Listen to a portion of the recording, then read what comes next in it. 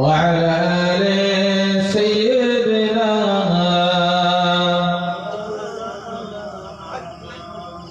আল্লাহ রাসূল সাল্লাল্লাহু আলাইহি ওয়াসাল্লাম তিনি প্রথমে এই কলমার পূজা তিনি করলেন তার বিবির কাছে আম্মা জান খাদিজাতুল কুবরা রাদিয়াল্লাহু তাআলা আনহার কাছে দাওয়াত দিলেন তিনি দাওয়াত কবুল করলেন আম্মা জান খাদিজাতুল কুবরা রাদিয়াল্লাহু আনহা তিনি কলমা পড়ে পৃথিবীর জমিনে তিনি ইসলামের ইতিহাসে তিনি প্রথম মুসলমান হয়ে গেলেন। বলুন সুবহানাল্লাহ। আল্লাহ রাসূল সাল্লাল্লাহু আলাইহি ওয়াসাল্লাম তিনি এবার মনে মনে চিন্তা করলেন এবার আমি দুই নম্বরে কার কাছে দাওয়াত দেব। আল্লাহ রাসূল চিন্তা করে নিলেন আমার ছোটবেলার বন্ধু, আমার বাল্যকালের বন্ধু, আমার যৌবনের বন্ধু, আমার বন্ধু আবু বকরকে আমি দাওয়াত দেব। দুই নম্বরে হযরত আবু বকর সিদ্দিক রাদিয়াল্লাহু তাআলা আনহু তিনি ব্যবসা করতে গিয়েছিলেন সিরিয়াতে। তিনি ব্যবসা করতে গিয়ে সিরিয়াতে রাত যাপন করলেন আবু বকর। রাতের বেলাতে আল্লাহ নবীর সাহাবী আবু বকর সিদ্দিক তিনি স্বপ্নের ভিতরে দেখতে পেলেন যে আকাশে পূর্ণিমার চাঁদটা আকাশ থেকে নেমে গিয়ে আবু বকরের কোলে পড়ে গেছে। আবু বকর আশ্চর্য হয়ে গেলেন যে আকাশের পূর্ণিমার চাঁদটা কেন আমার কোলের ভিতরে পড়ে গেল। তিনি স্বপ্নের কথা তিনি নিজেই জানেন, অন্য কাউকে তিনি জানালেন না, অন্য কাউকে তিনি বললেন না।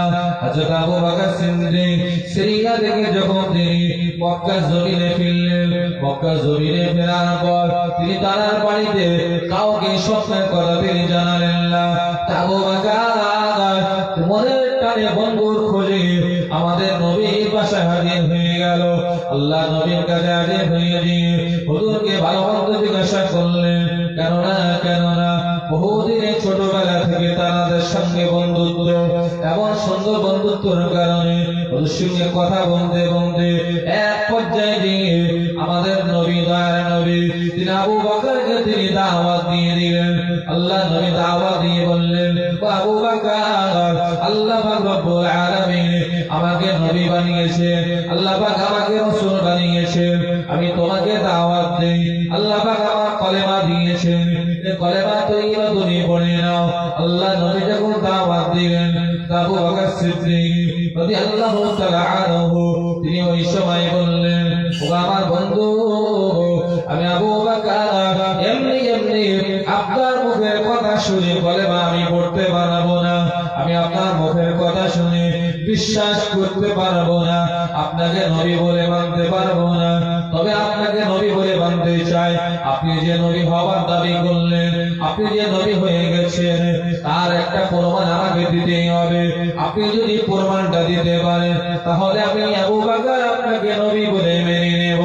আমাদের দয়াল নবী তিনি ওই সময় আবু বকরকে লক্ষ্য করে বললেন আবু বকর তুমি সিরিয়া জমিনে ব্যবসা করতে যেয়ে রাতের বেলাতে তুমি যে স্বপ্নটা দেখেছিলে আকাশে পূর্ণিমার চাঁদটা তোমার করে ধরা দিয়েছে, ওটাই হলো আমি রাসূলুল্লাহ আমার নবী হওয়ার প্রমাণ। ধরে বলেন আবু বকরের স্বপ্ন তো কাউকে বলেননি, তিনি নিজেই জানেন আবু বকরের ওই সিরিয়ার স্বপ্ন কোথায় ব্যাখ্যা।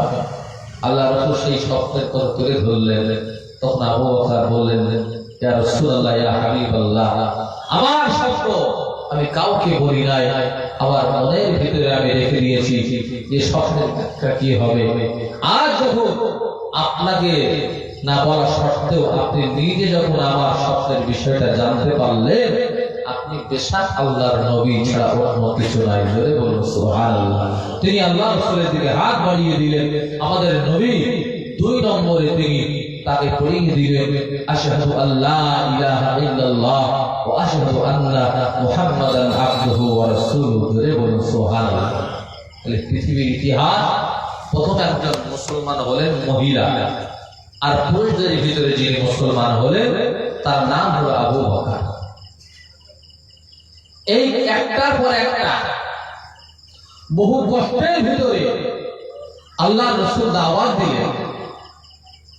আজ আমরা পৃথিবীবাসী আমরা মুসলমান বলে দাবি করি, কিন্তু একটা কথা আমাদের জানার দরকার, একটু চিন্তা করার দরকার যে এই মুসলমান বানাতে যে আমাদের নবীকে কত কষ্ট করতে হয়েছে। কিতাবের ভিতরে সে সিরাজুন নবীর ভিতরে যে আল্লাহ রাসূল এই দাওয়াত দিলেন একটানা 3 বছর। 3 বছর তিনি দাওয়াত দিলেন গোপনে। এই 3 বছর গোপনে দাওয়াত দেওয়ার কারণে আল্লাহ রাসূলের হাতে বায়াত হলেন টোটাল 38 জন মানুষ। 38 জন মানুষ আল্লাহ রাসূলের হাতে বায়াত হলেন। এর ভিতরে হযরত আব্দুর রহমান ইবনে আউফ রাদিয়াল্লাহু তাআলা আনহু, যে ওসমান গনি রাদিয়াল্লাহু তাআলা আনহু, হযরত আলী রাদিয়াল্লাহু তাআলা আনহু, হযরত বিলাল রাদিয়াল্লাহু তাআলা আনহু, হযরত খাব্বাব রাদিয়াল্লাহু তাআলা আনহু, হযরত সাঈদ রাদিয়াল্লাহু তাআলা আনহু, হযরত ফাতিমা রাদিয়াল্লাহু তাআলা আনহা, হযরত নাঈম রাদিয়াল্লাহু তাআলা আনহু, এইভাবে আল্লাহ রাসূলের কাছে টোটাল 38 জন মানুষ মুসলমান হলো 3 বছরে। একটা মুসলমান বানাতে কতটা কষ্ট বলুন? 3 বছরে মাত্র 38টা, কতটা মেহনত, কতটা কষ্ট আল্লাহ রাসূলকে করতে হবে। এরপরেও কাফেরদের দুশমনী। আমার ভাইয়েরা, আল্লাহ রাসূল সাল্লাল্লাহু আলাইহি ওয়াসাল্লাম তিনি কাবা বাইতুল্লাহ শরীফে আল্লাহ রাসূল বসে আছেন, কাবা শরীফের পাশে বসে আছেন। হঠাৎ করে দেখতে পাওয়া গেল বিশ্ববিখ্যাত বেঈমান আবু জেহেল আমাদের নবীকে একা পেয়ে গেল। একা পেয়ে আবু বকর আহজুদের বেঈমান আবু জেহেল তো মক্কার লিডার। সে চিন্তা করলো যদি মানুষ যদি মুহাম্মাদের দলে চলে যায় তাহলে একটা দিন মুহাম্মদ তো লিডার হয়ে যাবে, সেদিন আমার তো লিডারগিরি আর করা হবে না, আমি তো থাকতে পারবো না। বেঈমান আবু জেহেল আমাদের নবীকে সুযোগ বুঝে আল্লাহ রাসূলের মাথাতে আঘাত করলেন, কপালে একটা পাথর ছুঁড়ে মারলেন। পাথরটা ছুঁড়ে মারার সঙ্গে সঙ্গে আল্লাহ রাসূলের কপালটা কেটে গেল, কপাল থেকে দরদর করে রক্ত বাহির হতে লাগে। আল্লাহ রাসূলের চোখ থেকে টপ টপ করে পানি পড়তে লাগে। হুজুর আমার কাঁদতে লাগে। ও রব্বুল আলামিন, আল্লাহ পাক, আমি মুহাম্মদকে কোনো অন্যায় করি নাই, আমি তো ইসলাম প্রচার করি, আমি কলেমার দাওয়াত দেই, আমি মানুষকে ভালো পথে নিয়ে আসার চেষ্টা করি। যারা জাহান্নামের পথী হয়ে গেছে ওদেরকে জাহান্নাম থেকে বাঁচিয়ে জান্নাতি পথে আমি নিয়ে আসার চেষ্টা করি। আমি তো কোনো মানুষকে ক্ষতি করি নাই, আমি তো মানুষকে বড় কথা বলি নাই, আমি মানুষের সঙ্গে তো খারাপ ব্যবহার করি নাই। আমি মুহাম্মাদুর রাসূলুল্লাহ। আমার একটাই মাত্র অপরাধ তাদের কাছে ধরা পড়লো, এটা অপরাধ তাদের কাছে, আমার কাছে নয়। আমি কলেমার প্রচার করি আর ওরা তো পূজা করে, লাতের পূজা করে, হুবলের পূজা করে, ওরা উজ্জার পূজা করে। ওরা আমার বিরুদ্ধে এতটা কুৎসিত, এতটা খারাপ কথাবার্তা রটিয়ে দিল। শুধু তাই নয়, আজ আমার মাথার উপরে আঘাত করে আমার কপাল থেকে রক্ত ঝরিয়ে দিল। আল্লাহ পাক, আপনি আমার দিকে তাকান, তবে আমাকে তারাও যদি কষ্ট দেয়, আমাকে যতই কথা দেখ না কেন, আমি মুহাম্মাদুর রাসূলুল্লাহ, আমি যতদিন পৃথিবীর জমিনে বেঁচে থাকবো ততদিন আপনাদের দাওয়াত কলেমার প্রচার আমি বন্ধ করব না। জোরে বলুন সুবহানাল্লাহ। আমার ভাইজানেরা, বড় মজার কথা কেতাবের ভিতরে এসেছে। আমার আল্লাহ পাক সব কিছু পারেন, তিনি সব কিছুর মালিক, সমস্ত ক্ষমতা তার হাতে। আল্লাহ নবীর আব্বা জানেরা ছিলেন 10 ভাই। তোমার ভাইজানেরা, দুর একটা চাচা যার নাম হলো আমিরে হামজা। এই আমিরে হামজা তিনি ছিলেন একজন বীর পালোয়ান। আমিরে হামজা ছিলেন বড় শক্তিশালী মানুষ। আমিরে হামজা কিন্তু এই সময় তিনি কাফের ছিলেন, তিনি ওই সময় বেঈমান ছিলেন। আমিরে হামজা আল্লাহ নবীর চাচা। আমিরে হামজা আবু জেহেলের পোষা পুত্র, আবু জেহেলের কাছেই থাকে, আবু জেহেলের দলের সঙ্গে মিশে থাকে। আমিরে হামজার একটা কাজ ছিল, তিনি জঙ্গলে জঙ্গলে ঘুরে বেড়াতেন আর পশু পাখিগুলো তিনি শিকার করতেন। কখনো পাখি শিকার করতেন, কখনো তিনি হরিণ শিকার করতেন। আমির হামজা জঙ্গলের ভিতরে, গভীর জঙ্গলের ভিতরে ঢুকে গেল। গভীর জঙ্গলের ভিতরে ঢুকে যে আমাদের নবীর চাচা যান, বীর পালোয়ান চাচা যান আমির হামজা ওই জঙ্গলের ভিতরে ঘোড়ার পিঠ থেকে তিনি নেমে পড়লেন। পড়লেন, নেমে পড়ে তীর ধনুকটা তিনি বার করলেন। তীর ধনুকটা বার করে তিনি রেডি করে ফেললেন। দূরে একটা হরিণ দাঁড়িয়ে আছে, ওই হরিণটা ঘাস খাচ্ছে। আমির হামজা তীর তাক করলেন মারবেন বলে, তিনি তীর ছাড়াবেন তাক করে ফেলেছেন। হঠাৎ করে দেখতে পাওয়া গেল ওই জঙ্গলের হরিণটা ঘাস খাওয়া বন্ধ করে দিয়ে আমির হামজা থেকে তাকালেন, তাকিয়ে বললেন, ওগো আমির হামজা, আপনি যদি আমাকে তীর মারেন তাহলে আমার শরীর থেকে রক্ত ঝরবে। আমার রক্তটা ঝরানোর আগে আপনার ভাইপো মুহাম্মদের রক্তটা বন্ধ করুন। জঙ্গলের প্রাণী হরিণ যখন ঘাস থেকে মুখটা তুলে মাথাটা উঁচু করে আমির হামজার দিকে তাকালেন, গভীর জঙ্গল, কোন আওয়াজ নেই। হঠাৎ প্রাণী কথা বলতে পারে, তাকিয়ে বলেন, আমির হামজা, তুমি তীর মারলে আমার শরীরে লাগবে, আমার শরীর রক্তাক্ত হবে, আমার রক্ত ঝরবে। আমার রক্তটা ঝরানোর আগে তোমার ভাইপো, নিজের ভাইপো, তো ভাইপোর রক্ত বন্ধ করা উচিত। আমির হামজার ব্রেনটা টনক নড়ে দিল, তাহলে নিশ্চয়ই আমার ভাইপো মুহাম্মদকে কেউ আঘাত করেছে। আমির হামজা তিনি ওই সময় তীর ধনুকটাকে গুটিয়ে নিলেন, তাড়াতাড়ি ঘোড়ার পেটে উঠে পড়লেন, ঘোড়া চালিয়ে দিলেন। তিনি ঘোড়া চালিয়ে দিয়ে বাড়িতে চলে গেলেন। এসে বিবিকে বলে, বিবি রে, আমার এতিম ভাতিজা মুহাম্মদ কোথায় নিয়েছি? বলে, মুহাম্মদ তো কাবা বাইতুল্লাহ শরীফে, কাবা শরীফে গিয়েছিল, মুহাম্মদ তো বাড়ি আসে নাই। আমির হামজা ছুটে ছুটে কাবা বাইতুল্লাহতে চলে গেলেন। আল্লাহ নবীকে দেখতে পেলেন, হুজুর আবার বসে রয়েছেন। হুজুরের দেহ মোবারকটা রক্তাক্ত হয়ে গেছে, হুজুরের চেহারাটা রক্তাক্ত। আমির হামজা আল্লাহ নবীর পাশে বসে পড়লেন, হুজুরকে বুকের মধ্যে টেনে নিলেন। হুজুরকে টেনে নিয়ে বলছেন, ও ভাতিজা মুহাম্মদ, একটা বার বলো, তোমাকে কে আঘাত করেছে? বলে, আমাকে আঘাত করেছে এ মক্কার বেঈমান লোকেরা, বুঝে আমাকে মেরেছে। ওই সময় আমির হামজা বললেন, ও ভাতিজা মুহাম্মদ, তুমি এখানে বসো, আমি তোমার চাচা আমির হামজা। আল্লাহ পাক রব্বুল আলামিন আমার শরীরে প্রচুর পরিমাণ শক্তি দান করেছে।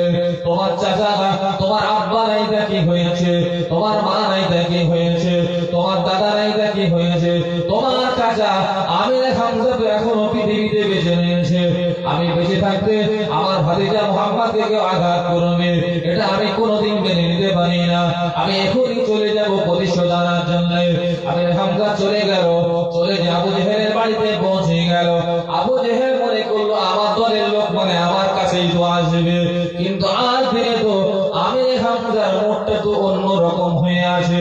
তিনি দরজার সামনে দাঁড়িয়ে ডাক দিলেন, বিশাল চিৎকার করে ডাক দিলেন, এই আবু জেহেল, আবু জেহেল, জলদি করে বেরিয়ে আয়। আবু জেহেল বাইরে চলে এলো। আবু জেহেল মনে করলো আমির হামজা আমার দলের লোক, মনে হয় কোনো ভালো সংবাদই আসবে। আমির হামজা প্রথমে আবু জেহেলের বুকে কলারটা ধরলো, ধরে বলছে, তোর কে সাহস দিয়েছে একটা বার বল আমার ভাতিজা মুহাম্মদকে আঘাত করার?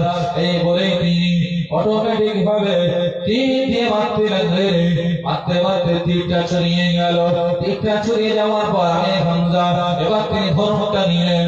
ধনুকটা দিয়ে আমির হামজা তিনি আবু জেহেলকে মারছে। আবু জেহেলের গোটা শরীর রক্তাক্ত হয়ে যায়। আবু জেহেল বলে, আমির হামজা, তুমি আমাকে কেন তো মারো? বলে, আমার ভাতিজা মুহাম্মদকে তুই মারবি, আমি তার চাচা কেমন করে সহ্য করতে পারি?